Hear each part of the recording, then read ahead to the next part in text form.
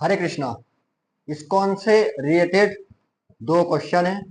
पहला क्वेश्चन है, क्या इस्कॉन ब्रेन वॉश करता है?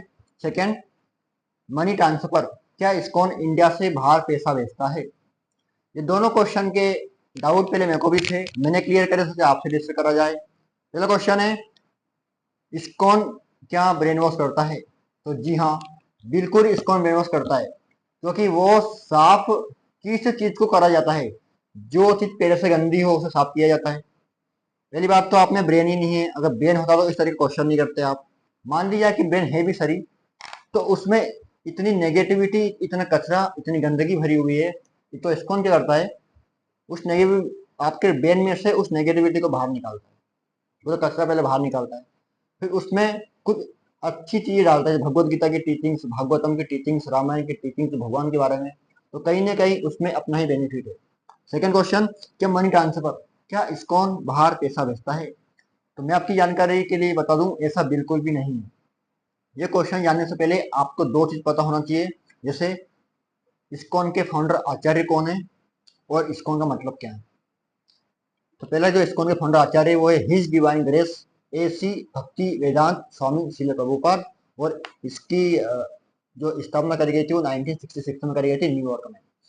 सेकंड, इसका मतलब होता है international society for Krishna consciousness, अंतरराष्ट्रीय कृष्ण भावनात्मक संघ। भगवद गीता जो यथारूप है, इसके पीछे पूरा लेखक परिचय दे रखा है श्रील प्रभुपाद के बारे में, आप पढ़ सकते हैं, देखिए पूरा लेखक परिचय उसमें दे रखा है कि 1965 में जब श्रील प्रभुपाद एक बालवाहक जलयान द्वारा प्रथम बार न्यूयॉर्क नगर में आए, तो उनके पास पैसा भी नहीं था। जब पहली बार वो शिप में गए थे न्यूयॉर्क, अत्यंत कठिनाई भरे लगभग एक वर्ष के बाद जुलाई 1966 में उन्होंने अंतरराष्ट्रीय कृष्ण भावनात्मक संघ की स्थापना की, इस्कॉन की स्थापना। 14 नवंबर 1977 ईस्वी को कृष्ण बलराम मंदिर श्री वृंदावन धाम में अप्रकट होने के पूर्व तक श्री प्रभुपाद ने अपने कुशल मार्ग निर्देशन के कारण इस संघ को विश्व भर में 100 से अधिक मंदिरों के रूप में आश्रमों, विद्यालयों, मंदिरों, संस्थाओं और कृषि समुदायों का बृहद संगठन बना दिया। इसके साथ साथ प्रभुपाद ने कुछ इस्कॉन के कुछ स्टेटमेंट दिए थे, कुछ रूल्स रेगुलेशन दिए थे, जैसे जो बिलीफ है वो स्पिरिचुअल होगा, बिहेवियर प्रोफेशनल होगा, प्रिंसिपल ग्लोबल होगा, यानी कि जो रूल्स रेगुलेशन है वो ग्लोबल होंगे, इंटरनेशनली रूल्स रेगुलेशन होंगे, लायक काबिल व्यक्ति को ही गुरु बनाया जाता है।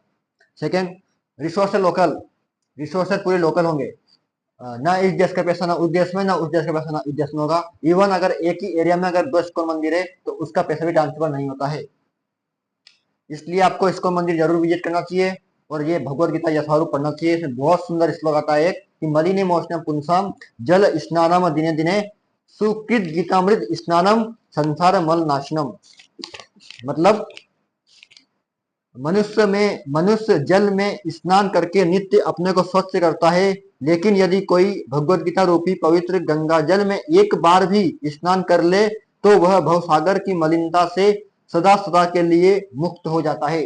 इसलिए आपको भगवत गीता जरूर पढ़ना चाहिए। Chant Hare Krishna and be happy. Hare Krishna.